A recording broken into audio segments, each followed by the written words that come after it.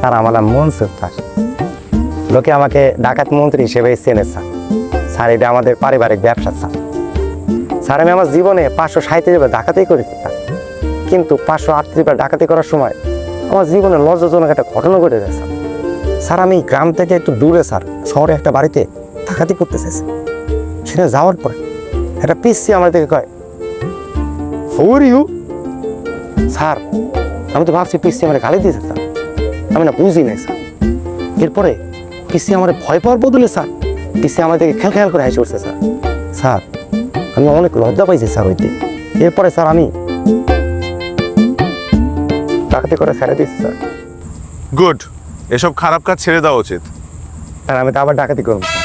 Sir আমি এখান থেকে ইংলিশ শিখবো স্যার, শেখার পরে আমি ওই বাড়িতে আবার ডাকাতি করবো স্যার। ডাকাতি করার পরে ওই পোলার আমি হাউ আর ইউ এর অ্যান্সার দিয়ে আসবো sir. Sir how are you মানে কি স্যার? আপনি কেমন আছেন? তাহলে আমি ভালো আছি স্যার।